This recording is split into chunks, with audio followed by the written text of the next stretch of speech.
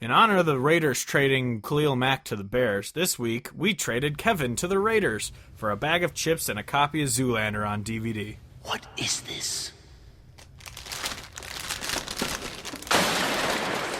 A center for ants? What? What a funny movie. How can we be expected to teach children to learn how to read if they can't even fit inside the building?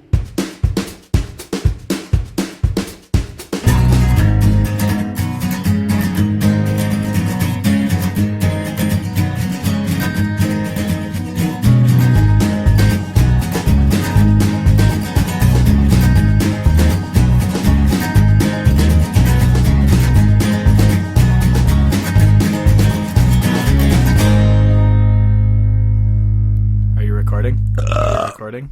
Yep. Are you recording? Yeah. Yeah. Yeah. Why is our podcast just like old references from like 15 years ago? Because I live in the past, Stephen. You've seen It's today. true. You've seen the It's world. true. It's true. It's fucking Back to the Future. We have to go back. Yeah, who the hell wants to live in 2018? We have to go What back. you doing, Hoggy Dog? I got a puppy running around in here. Yeah, well, you guys decided to be in here when I closed the door, so now you have to stay here the whole podcast. Yeah, they're just like, fuck. We did not anticipate this kind of commitment. Exactly. All right. Anyway, hello, welcome to Hodge Podcast, the official podcast of Country Hodgepodge. I'm your host, Steve Hodge, and joining me, as always, is my co-host, cousin, and lover, Kevin Hodge. What is going on, everybody? He's playing with his little fidget. I created a fidget spinner out of a golf marker and a divot fixer, and I'm also kind of retarded, so I am amused by simple things. And might have some alcohol in his system. Just a few. Just a few alcohols. Several units worth of alcohols. Speaking of alcohols, we might have to buy beer up here this time instead of down there, so we can have actual alcoholic beer. All we gotta do is we gotta stop before we enter Oklahoma. Yeah, we could stop in like Joplin, before we Missouri penetrate again. Oklahoma. Yeah, we'll stop in like Joplin again or something. Which again, anyone who's listening who lives in Oklahoma, how is it? Or first of all, why are you the way that you are? And then second of all, why is it that in 2018 you guys still drink weak-ass beer? Like, Yeah, what the is fuck? going on? Oh, but I'm definitely going to have to steal some of my dad's staghorn that he brought home from Wisconsin. Yo! And we're definitely going to bring some of that down there. Oh my god, but I don't want to share any. That shit's delicious. Oh, no, it's just going to be for us. We'll just be like, sorry, guys, we only brought the 2. Believe us, this shit's amazing, but also you can't have any. Yeah. I was debating. I was just like, should I just like drive to Wisconsin this weekend, go to Milwaukee or something, buy a couple cases, and then just come back home? Dude, I've thought about driving from here and doing the hour up to Dubuque and just crossing over and grabbing something like right across the river. I've thought about that many times. It's like, well, it's a 2-hour round trip, but yeah, it's not that hard of a drive. You just go straight up and come back down. And, Go up there, get some spotted cow and some staghorn. And yeah, I've thought about it. I really have. Not a bad idea. Anyway, I forgot to say what we're talking about this week. This week, What are we talking about? we're going to talk about our Instagram page and how some people are confused all the time.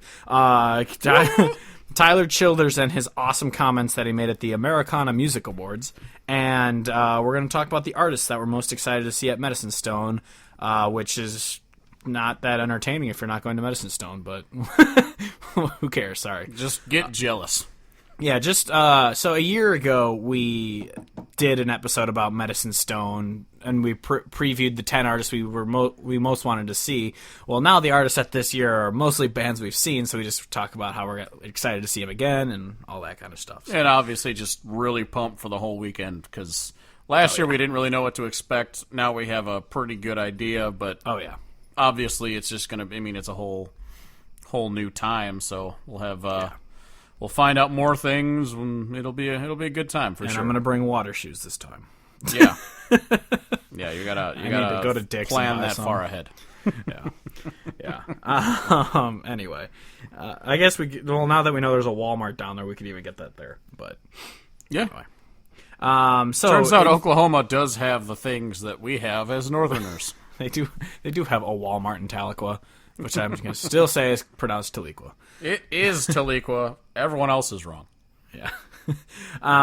Anyway, so on Instagram, we posted a playlist.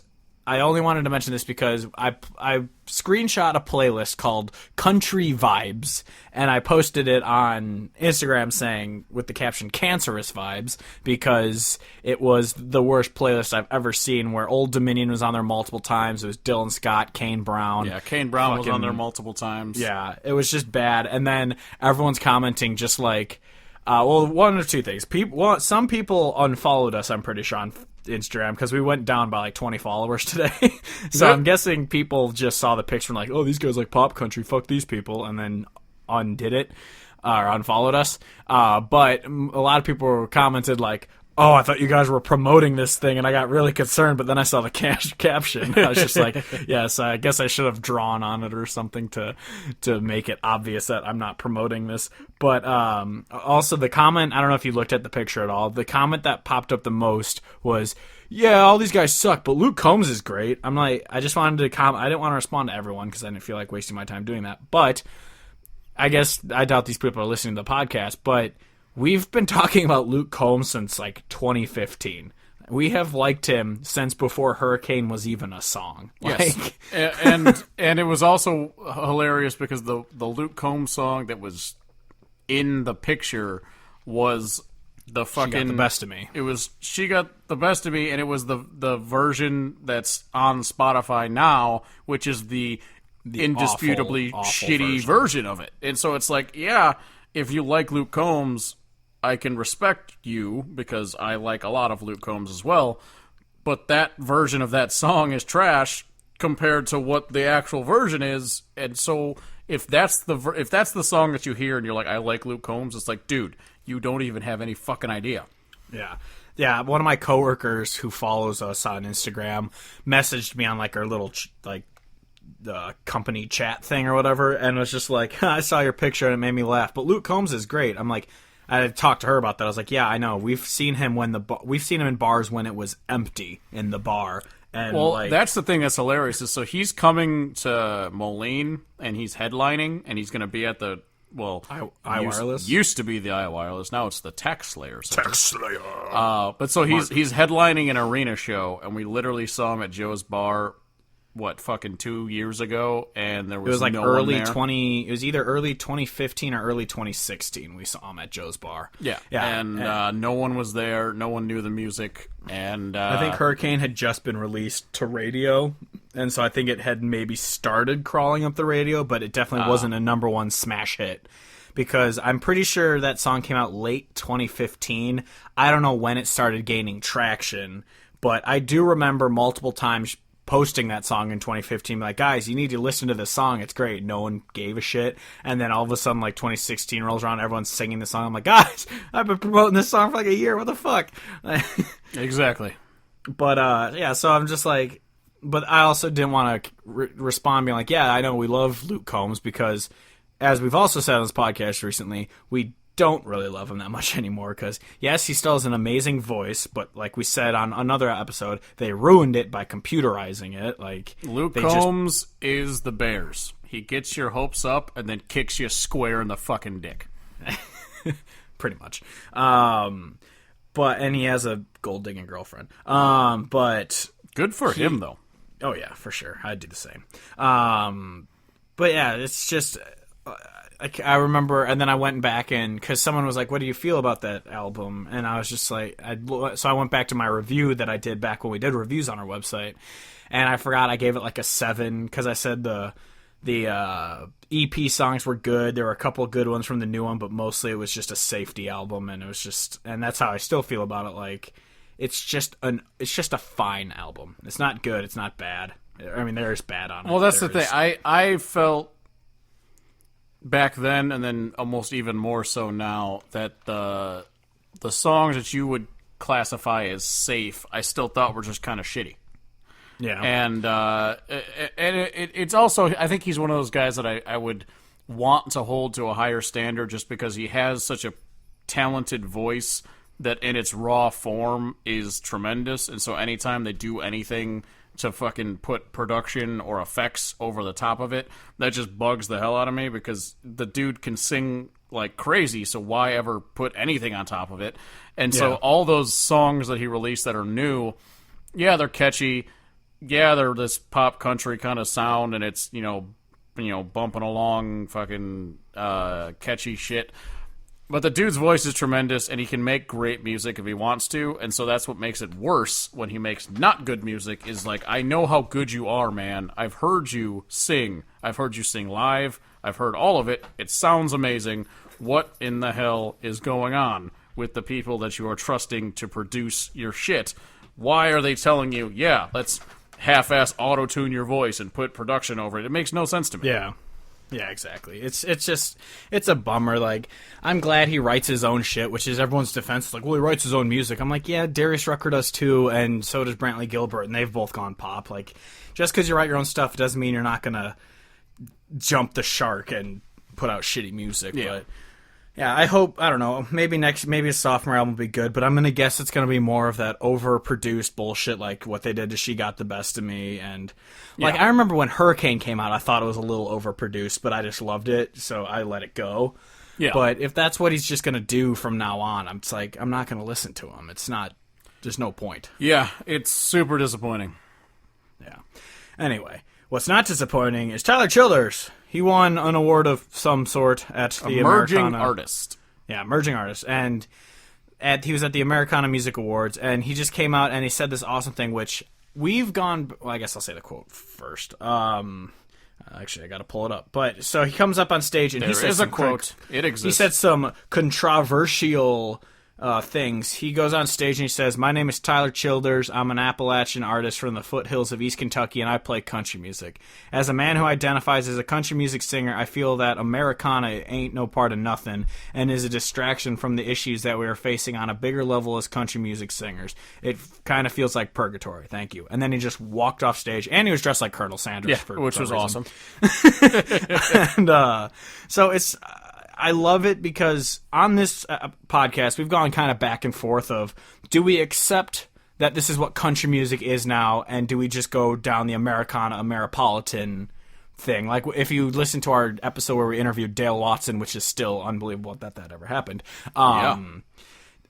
we talked about it, and he's just said, I just don't subscribe to that sound anymore, because what they call country ain't country, so I'm not going to say I'm a part of that anymore. I'm a part of Ameripolitan. And it's like, I understand that country, the official term, is still owned by the labels, and it just paddles out this bullshit, so you just kind of accept these other terms. But at the same time, Childers is right in the sake of being like, why are we letting them take this term from us? Like, I consider myself a country singer. I sing the music that sounds like what I grew up on, so why are we letting these pop singers take the term from us? And I feel like both ends of that argument, I agree with both of them. So it's almost like I'm playing both sides and I'm flip-flopping or whatever.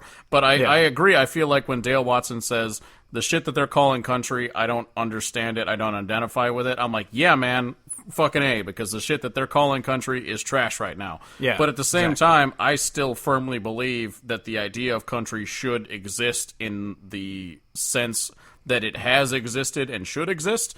And that's where when Tyler Childers says something like that, I'm like, fuck yeah, man, you're right. Like, let's take the name back. And so I don't know what I want, because on one hand, I would really love it if we could really go to the extent where we take the term back and all these fucks that are out here making terrible music are no longer anywhere near associated with the term country. Like, I would really love it if that happened. Yeah. But I don't think it's gonna happen, and I don't think it's realistic to expect it to happen. And so that's where, on the other hand, I'm like, I like what Dale Watson's doing, where he's like, you know what? If you guys want to take this term and fucking ruin it, which is what you're doing, go ahead and ruin it, and we're going to make our own thing, because we're still making good music over here, and good music still exists. And so look at all this great music. And that's really, when it all comes down to it, I feel like what Tyler Childers is basically saying is, like, we've got all these people in this room, like the people he's talking to, in this room at this Americana Music Awards, who all make country music. I mean, some of them don't make actual country music. There's a whole variety. Some are the folky rock. Yeah, there's a whole variety of music, and I fucking love it all. I really do. But I feel like when he's saying, he's basically talking to those that basically make country music but don't have a place in the mainstream world of country. I like what he's saying, where he's just like, fuck them. We make the music we make. Let's call it what it is. And I really like that idea. But at the same time, I really, really appreciate that something like the Americana Music Awards exists, because they are giving recognition to these artists that otherwise wouldn't have it. So that long-winded rant about I don't know what the fuck, I don't even know where I land in the end, because I like the artists I like, and I like that they like the music that they make, and they think that it's authentic, because it is. I just don't know where we go from here. Yeah, and what I think they need to do is they need to make just like a quote-unquote Americana radio station up in like the north. Like, obviously down south they have Texas country stations because they have their own charts, and they're lucky enough that they have that. Bastards. Yeah, but up here, they need to make a quote-unquote, like, Americana radio station and play Isbell Childers, Cody Jinks, like, those kind of artists, and watch the people who leave 95.5 or whatever and jump over to that station. It's going to be a lot more people than they think. I mean, yes, obviously, of course, pop country will stay popular because pop music in general, not even pop country, has always been the most popular genre. It is always what tops the charts. It's rarely, like, it's rock sometimes, it's alternative sometimes, but country rarely, if ever, tops the charts. Like, it's probably been since, like, the 80s that something has topped the charts that was a country song.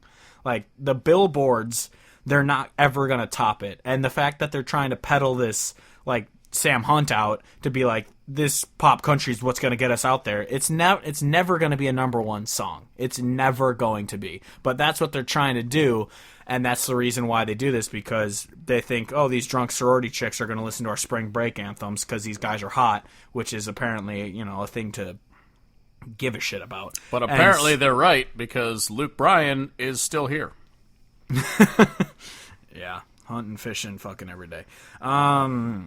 Yep. But yeah, so yeah, it's really hard to land on a side of this because, like you said, I agree with Childers because we should take the term back. It is country music that they're making. What is on the radio isn't country music. But at the same time, I do see, well, if they're not going to accept us as country artists, we might as well leave and start our own club. Yeah, because what it comes down to for me is I don't really know where we go from here, but I am really glad that there are all these artists out there making tremendous music, and regardless of what the fuck they call it, I know in my heart that it is country, and if the world doesn't want to accept it as country, fuck them, I'm going to listen to it anyway, and I'm going to listen to the shit that's good, and it's out there. You just got to find it. Yeah, exactly. My computer is skipping a lot, but it still shows that it's recording, so... What time are you at? 7:27. 17:27, sorry. Yeah, I was at 26.5, so I think we're good. Yeah, 34, 35, 36. Yeah, mine's slightly behind, but you might have just clicked slightly ahead of when I clicked record, Yeah. So yeah, I think we should be good. Yeah, it's just like stopping and then just catching up, but the bumps of me talking are there, so it should be fine. So, yes. Anyway, yeah, I don't know. Because the thing is I'm just happy that they don't give in and say that they're that kind of country and make that kind of country music. Just the fact that they're making the music that it is, I don't care what it's called. Just keep making that good music. Yeah, I think it's hilarious, too, especially because you have someone like Tyler Childers, who you've got Jake Owen covering his songs at a live show, who is a guy who is apparently in this country realm, and he's covering the music of this guy who is fucking great and authentic, and that guy is out here saying, like, no, I make country music. I love all of that because it's like, it's almost like a grassroots movement to reclaim it. And I think Childers is amazing. I think he's getting a lot of recognition. I think there's a lot of people out there who know who he is now, which is really exciting. And I mean, you never know. I mean, the Stapleton thing happened last year, a year ago, a couple of years ago, whatever the hell, when he won all those Grammys and started, 2015 was when Traveler came out. Yeah, but then didn't he win the Grammys again last year? I don't remember. I don't really know. I don't know. I don't really give a shit. But shit like that keeps happening where someone who is truly authentic gets embraced by the world, but it doesn't change the overall narrative. However, I feel like if we keep having these events happen, like a Sturgill and then a Stapleton and now Tyler Childers rocketing up the charts, I think if these things keep happening, there is a chance that the mainstream labels realize that there is a huge market of people who like this kind of music, and maybe they start to pivot back. Because in the bottom line is they all want to make money, and the reason they're making shitty pop country is because they're seeing how much money the pop market is making. So, like, let's just dip our toes into there, and we'll make a shit ton of cash. I'm thinking if they start to realize how many of us are out here who actually want real, authentic country music, maybe there's a chance that some sort of a avenue of mainstream country can be reclaimed. I don't fucking know, but I think there's a chance. And like, so I don't know if people listening, they saw that tweet that we sent out. Follow us on Twitter. I sent out a tweet I also posted on Instagram, which a bunch of people liked. But the thing about how I went on that tangent when I was on that date the other day, she actually, if she likes Walker Hayes, I'm not coming to your wedding. No, she likes rock music. She's big in like Godsmack and Stained and stuff. Oh, we will get along nicely. Yeah. But she was talking like, well, like, why do you kind of talk about these other artists then? And I told her, which is pretty much something we've said on this podcast, like the reason why we do episodes about Jason Aldean or Rodney Atkins or like Trace Atkins, like these bigger named artists, is because these artists, you can tell, especially the ones who started in the 90s or early 2000s, you can tell that they love real country and that's what they want to make, because those artists still on their, even though their shitty pop songs go to radio, on their B-sides of their albums, there are still good country songs. Yeah. But when you listen to people new, like the guy who looks like he's being abducted by an alien, or Smushface, or Smushface, abducted by aliens, and Tribal Tattoo Man. Yeah, if you listen to them, like, their albums from start to finish are just shitty. Like, there's no redemption in their albums, and like, you can tell that those guys are just in it for the money. And Kevin, you are poor connectioning right now. Yes. You back? No. There we go. Jesus Can you hear me? Yes. I could hear you the whole time. Oh, really? Yeah.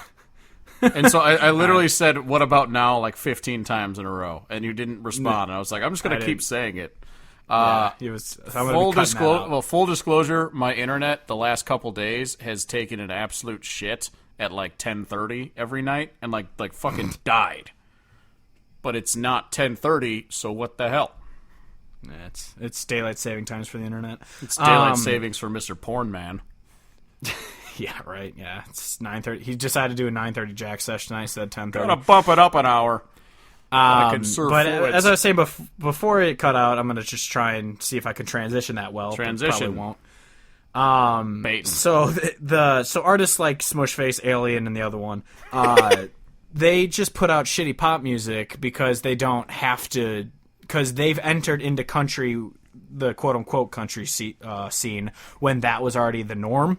So they didn't have to start off being like, I cover Hank Jr. and George Jones and Waylon Jennings at bars, because they walk in going, I cover Kenny Chesney, Tim McGraw, and Luke Bryan at bars. Like, so that's where they started.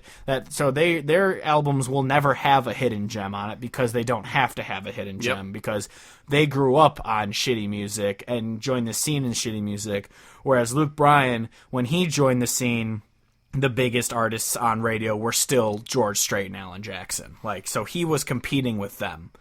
And so that's why his music had a steel guitar and a fiddle when his first few albums came out. Yeah. And so, yeah, it's just, fuck those people. Fuck them all. So shall we move into Medicine Stone? Let's do it. This year. All right, so first we're going to talk about the 10 artists who we have seen, who we're very excited to see again. There's not going to be any music in this episode, sorry. I don't feel like editing it because we're recording super late. Just go out there and listen to them on the internets. And I just kind of went. This is in no particular order. I just went down the lineup and just wrote down names. So, who we have seen, who we're definitely excited to see, is first off is obviously Turnpike Troubadours. Yeah, I'm really excited about this because last year when we saw them, it was the first time that I had seen them. I'm pretty sure it was the first time you had seen them as well, right? Yeah. And so I was supposed to see them once before, but I was sick and I couldn't go. Yeah, and they're a band where I've always obviously loved them, and I even going into last year's Medicine Stone, I was super excited to see them. But in the last year, I have definitely become even more of a Turnpike fan. Oh yeah, and so 100%. Like when we saw them at the Smokeout, like I was so pumped, and then now getting to see them in like essentially the perfect venue to see them, where they have an elongated set on a main stage, like it's the perfect scenario for seeing them. So that's why I'm even more excited than I was even last year, the first time that we saw them.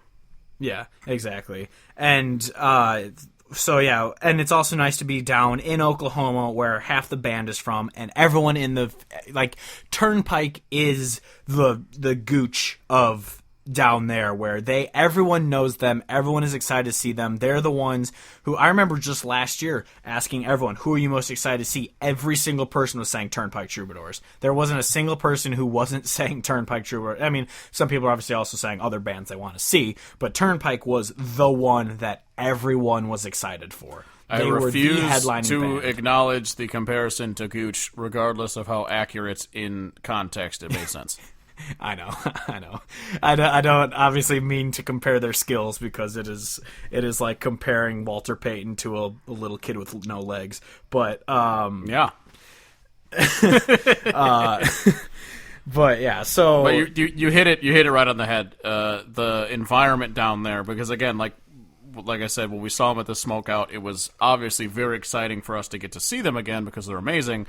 But there's nothing like an entire amphitheater. I guess it's not really an amphitheater down in Medicine Stone, but still like an entire festival crowd. Yeah. All fucking 100% in on every song that's being played. Knowing the words to every single song that was playing. Like, I usually when I'm at concerts, I know as many words as everyone else there, but there I was just lost. I was like, I don't know this one. What is this one? Everyone else is dancing and singing every word to it. I'm like, oh, okay, this is a thing. Yeah. But yeah, it's like even when they were up here at Windy City Smokeout just earlier this summer, like 40% of the crowd still knew their songs. So I didn't expect them to be that huge even up here, but so down there it's even fucking bigger. Exactly, and that's up here. I was surprised that there was as much fan interaction as there was. Regardless of how much fan interaction was even possible up here, it's going to be so much more so down there. Yeah, exactly. Yeah, I'm hoping maybe I can go see him again at House of Blues in November if it's not sold out, which it probably will sell out because it's them and Charley Crockett, and that's an amazing lineup. Moving on to the next artist we're super excited for is who we've seen is Jason Boland and the Stragglers. We've seen them twice now, right? We saw them in Iowa City and down there. So is that the only times that's the only times I've seen them? I'm guessing it's the same for you. For some reason, I feel like I've seen them in Iowa City more than once. But no, I don't think that's right. I think it's only the one time. But why do I feel like... I think you're high on pots. I am hammered drunk in the front row of Skinnerd, where Jesus is singing lead wearing a tuxedo t-shirt. I'm in the front row hammered drunk. I'm in the front row hammered drunk. I think I'm just getting confused because of all the times I've been to Iowa City for random artists. But if anyone's ever listened to this podcast, you know that I'm a huge Jason Boland fan. Jason Boland. I absolutely love them. I love every album. I love so many songs. I listen to them so often, and so it's exactly what you said. I know I've seen them before, but they're just great. And being down there where everyone's going to be into it. I remember last year everybody was super into it, and especially with Medicine Stone, people get brought on stage and they play together because it's really more than even like a music festival. It's just like people hanging out. Even like the artists are the same way. Like I said, I haven't said this on the podcast, but I did say to you, or I have said on the podcast that we got media passes down there because we're officially official now. We're so cool. Yeah, which makes me super excited. But when the PR person called me to let me know that, we're on the list and all that kind of stuff, she was like, well, it's not like a festival where you can just like go backstage and bother everyone. It's not like a huge festival like that. It's pretty much just a family gathering where everyone there is getting together to see each other, because obviously they're always all touring at separate times and all this. So Medicine Stone for the artists is pretty much just a giant reunion. And they all just get together and sing together. Like, that sounds like the perfect music festival to go to. Like, why would it? Yeah. It's perfect. And it's just like at Tailgates and Tall Boys or whatever, that fucking Peoria festival, where Cody Johnson, Ward Davis, Whitey Morgan, Coulter Wall, Cody, Paul Coffin, Jinx. they were all there. What'd I say? Johnson. Cody, yeah, Jinx, sorry. I got Johnson on the mind. What? He always does. But how they're all there, and then he had that obviously now infamous quote of "fuck Nashville, we'll start our own club." Damn right. Because those guys love playing together, and they just like being in that little club, and they love playing together. And that's the coolest thing is, like we've said, like you're never gonna get a new Highwaymen of, God forbid, if they ever tried doing it, Highwaymen of like Luke Bryan, Jason Aldean, like Brantley Gilbert and shit, like that'd be cancerous. But those guys aren't together playing all the time, whereas these guys love playing together all the time. And unlike the modern fuckheads that are on the radio, all the people that go to Medicine Stone are all tremendous musicians, so they can just go on stage and play together, and it's actually playing together. They don't have to be like, okay, bro, your guy's iPod has to sync with my bro's iPod so that we can jerk it at the same beat. Yeah, well, it's like last year when Jamie Lin Wilson was playing the side stage during the middle of the day. She just goes like, "Oh, the steel guitar player. That's the steel guitar player for Turnpike Troubadours." Like, and he was just on stage playing with her. We're just like, it was so Hank! awesome. Yeah, it was so great. It was amazing. So I love that feeling about the whole. Medicine Stone. I mean, last year when we did the preview podcast, we were kind of talking about how excited we were, and we had no idea what to expect. We'd only seen. And we hadn't seen a lot of people, but this year going down there, I'm just thinking about all of the, like, it's just wall-to-wall great artists, which is a fucking rarity for a music festival, at least for us Northerners. You people down south might have shit every weekend that's great, but you guys can fuck off. Also, I think I'm dropping F-bombs at an alarming rate again, so I'm not sorry, but sorry. This is the Eric Church episode all over again. But I'm just so excited because I'm just thinking of all the different artists that we saw down there, that they just put on a great show. People come on stage, they just play together, and it just feels good. I don't know what to say other than it just feels good. Yeah, for sure. So next up is the third headliner of the weekend, who we've also seen a few times, is Randy Rogers Band. We saw them last year there. We saw them when they opened for Gary Allan, which was an awesome. That was a hell of a show. Gary Allan, Randy Rogers, and William Clark Green. And we danced with that super hot girl who hooked up with William Clark Green's guitarist or whatever. Yeah, I realized I had no chance when she started talking to William Clark Green's guitarist. I'm like, well, all right. Yeah. All right, never mind then. I'm not even upset. But yeah, so Randy Rogers, they're obviously awesome. I remember hearing the song, it had to have been like 2009 or something when the album came out. I heard Interstate, and I fell in love with that song. I still, to this day, love that song so much. Yeah. And just, I love seeing Randy Rogers play. His voice, he always sounds like he's losing his voice, but it works for him. Yeah, and I feel like he's really good at like getting the crowd interaction, because that's what I remember with every time we've seen Randy Rogers is like, not to make it sound like he doesn't sing because he just says like, it puts the mic out, but like I feel like he gets the crowd into it on every song. The only one who did that was Willie Nelson. He couldn't sing. Well, so he just Willie kept Nelson pulling the mic out. literally could not sing. He was actually dying. He was trying to stay alive the entire time. I love Willie Nelson. He is a legend. But yeah, he was having a rough time. We got to see Willie Nelson and Merle Haggard perform Poncho and Lefty live. So that's the greatest. So thing we're ever. better than everyone. So Yeah, exactly. But yeah, Randy Rogers is fantastic. They're obviously I'm super pumped. Straight country. Yeah, just super pumped to see him. Yeah. Next we saw him for the first time last year, is Red Shahan, who last year I like when his CD Men and Coyotes came out. Like I loved it. It was super bluesy and super good, but it wasn't one I listened to too often. But seeing him live, it like blew me away of how good he was. Yeah. And then his new album came out, Culberson County, which that was more kind of a rock album. It had obviously still the blues to it, but it was very rockish, and it's just and that album is fantastic. So I can't wait to hear those. Yeah, songs I'm live. really excited for him because of the fact that Culberson County is one of my favorites of the year. Yeah, for sure. It was, when we did that podcast before of top of the year, but even at this point in the year, it's still probably in my top 10 right now. So I'm really excited to see him play those songs. And also, like you said, seeing him last year, there was, I knew him, and there was a lot of songs that I knew and I liked, but I don't think I gave him, going into it, the amount of attention that I think this guy, I'm going to watch the whole set, and I'm all in. Yeah, which is another one kind of transitioning to the next one. I'm going to skip over one and then go back to it. Is it just like Charley Crockett? Yes. Charley Crockett, when I've listened to his music a bunch, I was like, this guy's awesome. He's just kind of very old school sounding, but I didn't think too much of him going into Windy City Smokeout, and he blew us out of the water. I was good. Yeah, and I would say, not to try to downplay your affection towards Charley Crockett, but I have been really on his music, and I was really excited for Windy City Smokeout because there was so many songs by him that I really loved. I fucking listened to a lot of his music a lot. Yeah, but I shouldn't still have spoke for both of us. That was for me. I still, like you said, was absolutely blown out of the water by how great he was live, because even as much as I loved his recorded stuff, I had no idea how great he was going to be live.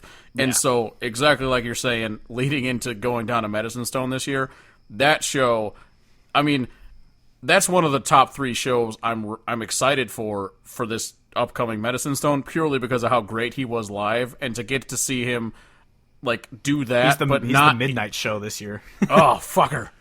But I'm still excited, still going to see it because he's amazing. I think it's the Friday night midnight show, so it's I'll still have a little bit left in the tank at that point. Yeah, because I believe Thursday's one that we're going to talk about later. But moving on to Cody Canada and The Departed, I didn't listen to them too much. I had listened to Cross Canadian Ragweed, but I hadn't listened to Cody Canada's stuff too much before going down there last year. So him live was awesome. I did not expect that out of I had heard obviously Alabama by CCR. I'd heard is it CCR? Yeah, CCR does Alabama, right?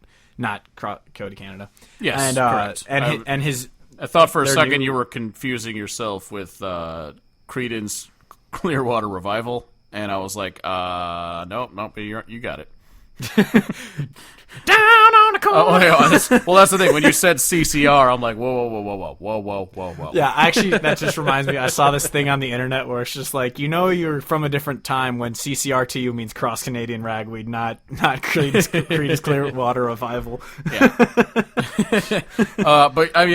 Cody Canada last year, they played a bunch of Ragweed songs, and it was amazing. And they had to cut their set short. Yeah. Well, they just jammed too long, and they're like, we don't have enough time to play all the songs we wanted to, but we're still going to fill the time because we're just jamming too hard. They're like, apparently we played too long, so this is our last one. Yeah. I'm super pumped for them because their album that came out this year, I really liked. Is it just called 3? Is that what it's called? Yeah. I love that album. I thought combination it was tremendous. of 3 and 5. Texas with a $. I'm super pumped for them because they're going to play Ragweed songs, I would guess, and all their new stuff I like a lot. I like a lot of the old stuff too, but the new album, really, really good. Are they also Boys from Oklahoma? Roll them joints all wrong or whatever? Yeah. Boys from Oklahoma roll them joints all wrong. Way too skinny, way too long. Yeah, it's great. Can't wait. Too damn skinny and way too long. That's the words. Yeah. Next is our best friend of all time, Jamie Lin Wilson. Jamie Lin, if you're listening, we're willing this into existence that we are best friends with you. We're best friends. Your music's amazing. We love to see you live, and we're really excited to see you again. Yeah, so she was one who we talked about, I think, the most last year of how excited we were to see her. And then she did not disappoint. She was fantastic live. She was arguably the best set of the entire weekend last year. Yeah, I thought between the stage presence, the songs just being tremendous, playing with the Turnpike steel guitarist and just having just a great set. And then jumping on stage with Turnpike later, which he also did at Windy City Smokeout, And that's what amazing. I'm also excited about this year is that Jamie Lynn does not just mean Jamie Lynn's set, it means every time she pops up on stage, which is awesome. Yeah, exactly. It's fantastic, and can never say too much good things about Jamie Lynn Wilson. Seriously. Her new album comes out October. Can't wait for it. Yeah, and I we've feel already like heard it, she'll probably play some of the new ones, which some of the new ones have come out already. Which she did in Chicago. She played a few of them. So super excited for that. And she's no longer preggo. Didn't slow her down in Chicago at all, though. Oh, no, not at all. Hell of a show. Next up is Flatland Cavalry, who they were one who I had heard some songs by them, and I was obviously super excited to see them. But then again, they sound just as good live, if not better, as they are recorded, and it was fantastic. Yeah, I would say they're another band that's I knew them going into last year, and I was excited about it, but I just know them that much more now, and I'm that much more excited because I just kind of know. I know that much more songs that I'm going to be able to get into, so I'm super pumped about that. And they have a new song out, which actually I haven't listened to yet, and I need to. Me neither. Everyone who's listening right now, especially Aaron's going to be like, "You haven't listened to Honey Wine yet, you fucks," and I'll be like, "Yeah, haven't. Sorry, bro." Please tweet at me angrily as soon as you hear this. Oh, he will. Oh, you know he will. Yeah. Next up is Mike McClure. He's the Oklahoma legend down there. My man. I think they're doing that 3-person acoustic set again. They are, which was nuts. We got to get there super early, though, so we can actually get in there. Just got a shit ton of sunburn last year because we couldn't fit under the deal. Last time I checked, it's supposed to be as hot as it was last year this year. So I saw one of the days is supposed to be high 89, but I'm pretty sure last year the highs were in the fucking upper 90s.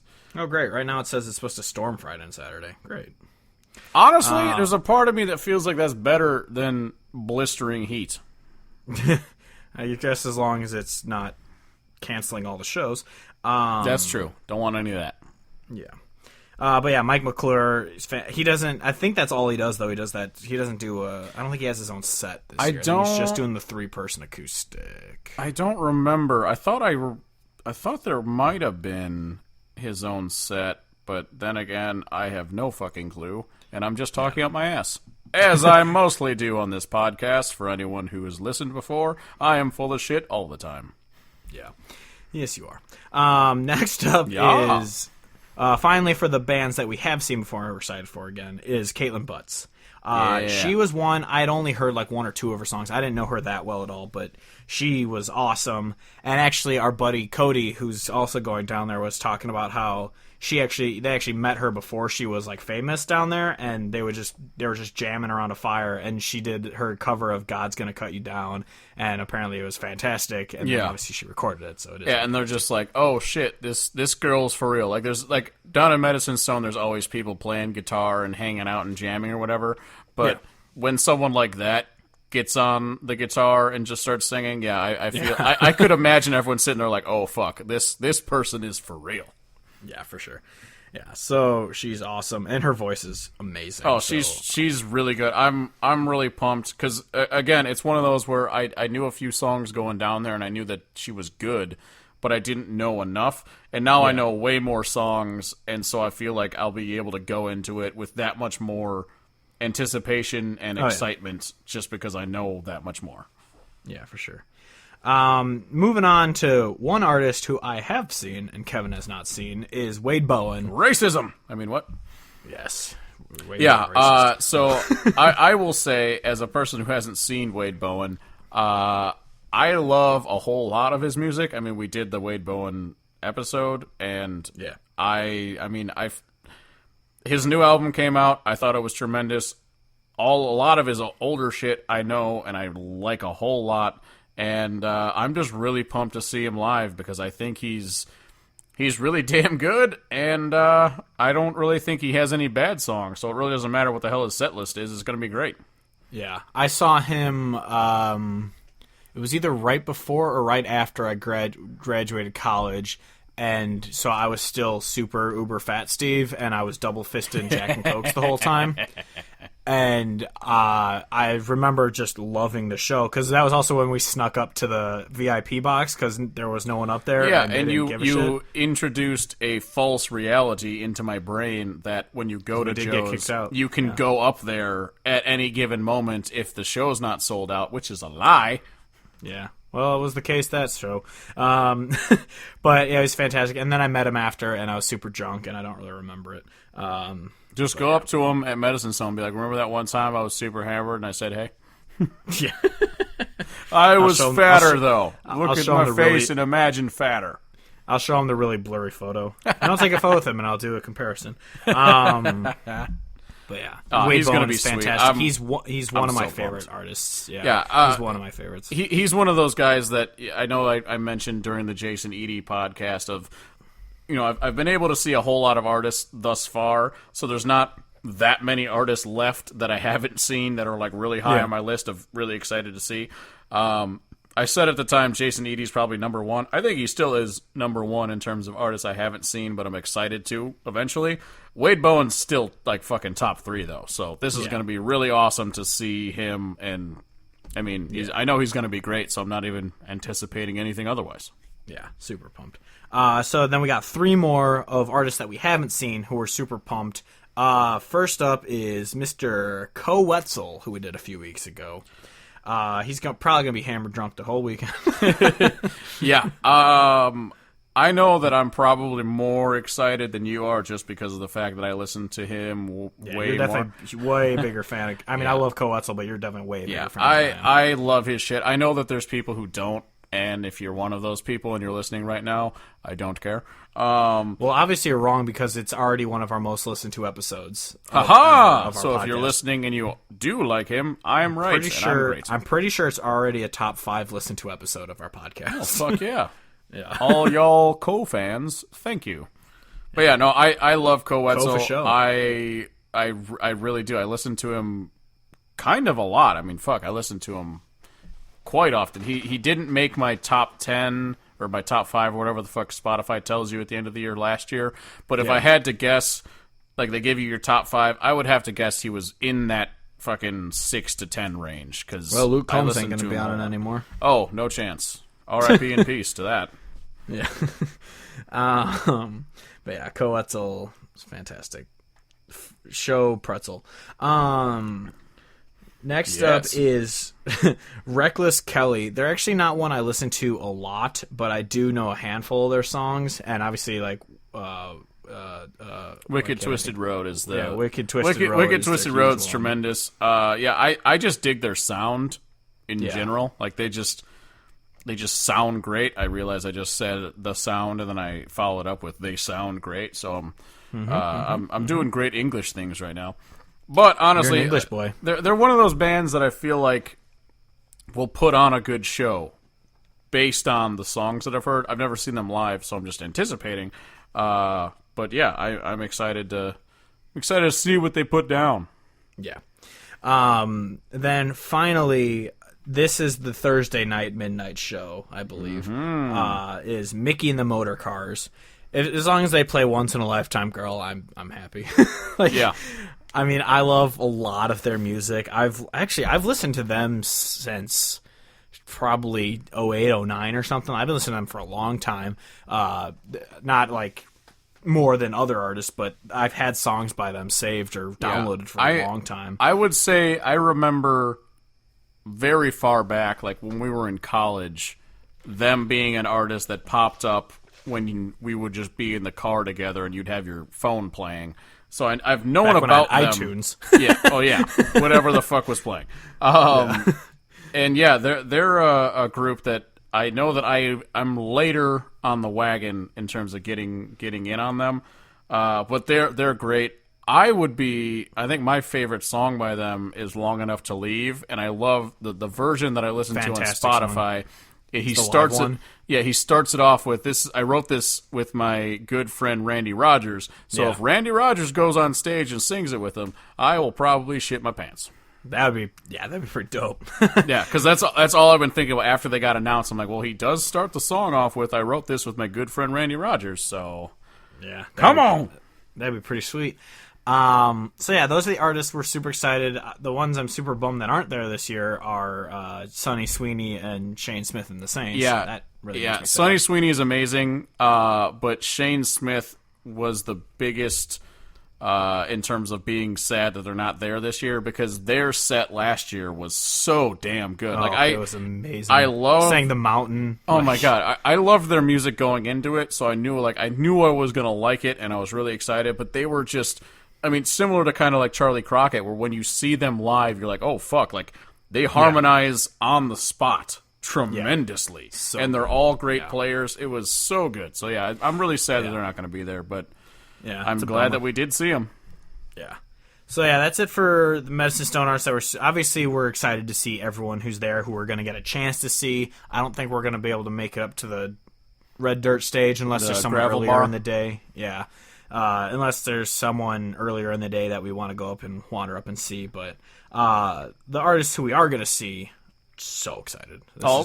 Also, if anyone's listening to this and you follow us and you're going to be at Medicine Stone, shoot us all the tweets and the Facebooks and the Instagrams. We'd love to say hey, and let's fucking have a great time. Yeah, drink and listen and drink and listen.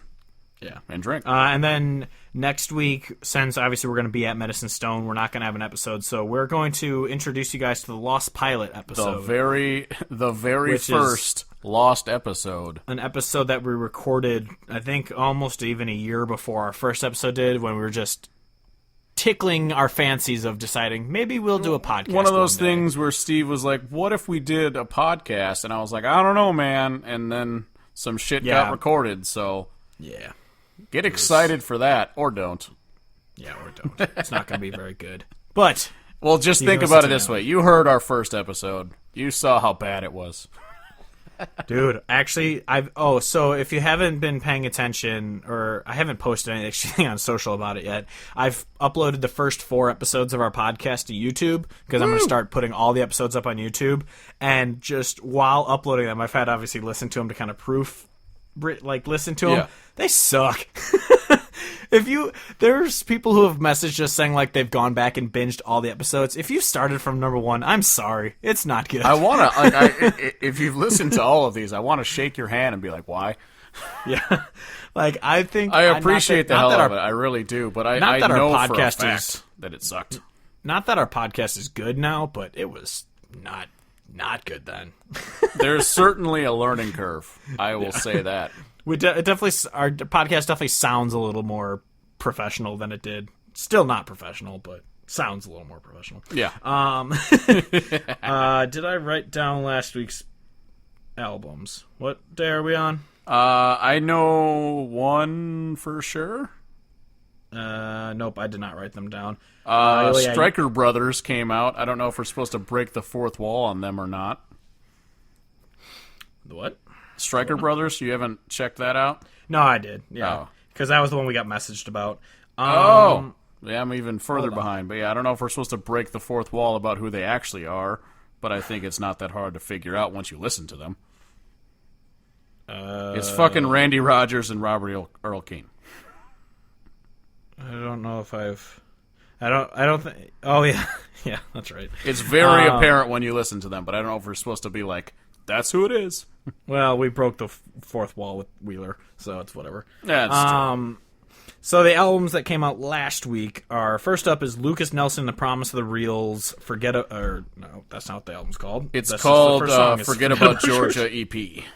Oh, it is that? That is what it's called? I'm pretty sure. I'm not fully retarded. Yes, I am. But yeah, Forget About Georgia, fantastic EP. I love it. I mean, Lucas Nelson is great. I've been all about the Lucas Nelson for a while. But yeah, because he's one of those dudes, and if you don't like jam bands or elongated guitar work and all that shit, you're not going to like it. But I'm a huge fan of like guys like him, and like, so the Forget About Georgia song's like 9 minutes long, and there's like the 5 minutes of song, and then there's just this elongated outro of guitars and whatnot. And it just sounds great, and I love it. And he's got several songs that are kind of like that, where he has just extended guitar work, and I just think it's tremendous. Yeah. Oh, yeah. He's really good at that guitar. Oh, yeah. Next up is Rustin Kelly's Dying Star. Oh, love it. I mean, Rustin Kelly's good. I'm definitely not denying that. I'm just not huge on him, but it is a good album. I'm not saying that. It's just not one I'm going to be going back and listening to. You can continue to be wrong, and that's okay. My favorite, actually, of the week was New Reveille's The Keep. They're a fantastic band. I just listened to that album. It's so I haven't good. gotten through it all yet because I get distracted easily because I'm a stupid human being. Yeah. But I did very much enjoy the bits that I have heard so far. Yeah, it's fantastic. Next is an EP from Sister Hazel. You heard that right. Called Wind. They're just each EP is an element, and so they've had the water one, and now there's Wind. Yeah, they just keep jamming out the. I think it's better than Wind. I think it's a better EP. I liked the first one, but I think this one is better. They're another band where it's like I don't ever feel like their music is like bad. It's just when it's not hitting, it's kind of like it's all right, you know. Yeah. So they're talented. Exactly. Next is, I believe this dude's Australian. James Van Cooper's Coming Home. It's a fantastic traditional sounding album. I feel like them Australians are pretty good at that country music because we've talked about Australian artists on here plenty of times. Yeah, they figured it out. I think it's because the elements are just play authentic music and write songs that mean something. But yeah, they figured it out. Yeah, apparently that's what you have to do to make good music. Weird. Isn't that weird? Next is My One and Only The Past Year. They're a fantastic duo. It's just a 4-song EP or 5-song EP, but it's really good. Two people playing their musics. 2 people, 4 songs. Next is William Elliott Whitmore's Killanova. Fantastic. I don't have too much to say about that one. And then finally is the Stryker Brothers Burn Band. Yeah, I dug it. I thought it was really good. It was one of those things, though, that as soon as I listened to it, I was just like, if this is the reason why the Randy Rogers Band CD is being pushed back, I am not okay with it. However, I do like it, and I like this music, and I'm glad that it exists. But if he took time away from the actual Randy Rogers Band album, and that's why it's not going to come out till 2019, no. Yeah. I don't know, probably. So yeah, what else have you been listening to? What are you watching? What are you doing? What's happening? So, like I said in the last podcast, Western Centuries is fucking amazing, and I cannot get enough of them. But then also, like I said earlier on the podcast, been all about the Lucas Nelson lately. That EP is tremendous, and then his previous album, which I don't know if it has a title other than just Lucas Nelson and Promises Are Real, but the one that's got Set Me Down on a Cloud on it, fucking just great.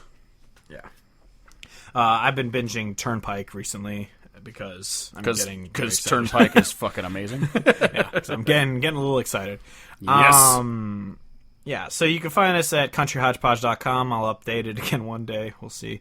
Instagram, Facebook, and Twitter at Country Hodgepodge. Spotify, you can find the Hodgepodgecast picks, where every week I upload the songs we talk about. This week we didn't talk about any songs, so nothing's getting uploaded. But I'll probably upload songs from the albums that came out. You can find Kevin's Picks of the Week on a link through the site, or if you search the username Donkey Factory, one word.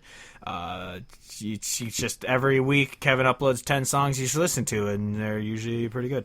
And then every Friday we tweet out Friday's new music, or the best songs of the week that released and that you should be listening to, because there's already been like 200 albums this year, and they're all good. So it has been tremendous. It has been a hell of a year. We said it was going to be a hell of a year before the year started. It has not disappointed. Yeah. In the words of Porky McClicklock, it's been a hell of a year. You can buy one of our dumb shirts on a link through the site, or if you go to TeePublic, search Country Hodgepodge, you'll find them. God Bless American Aquarium, Sam Hunt Sucks, Walker A. Blows, etc., etc. You can find me on Instagram at CHP_Clifftron, Kevin on Twitter and Instagram at CHP_Charge. Please rate and review the podcast on iTunes. It'll help us get found. People have been reviewing and saying help mean us get things found. about us. We don't know where we are, and we need to be found. Yeah, help. I've fallen and I can't get up. All senior citizens should have Life Alert. Exactly. This week's episode is brought to you by Life Alert. No, it's not. Don't give them money because they did not advertise with us. Anyway, next week. Next week's the Lost Pilot episode where we talk about Sam Hunt. We actually finally talk about Sam Hunt. We've been teasing it this whole time. Yeah, we just scrapped it after doing the pilot because we're like, you know what, we're burnt out on him. We just talked about how much we love him, so we're going to have to wait a while before we talk about him again. So so that's it for this week. Until next week, I am Steve Hodge, as always, joined by Kevin Hodge saying goodbye, good night, and good Charlotte. Love you.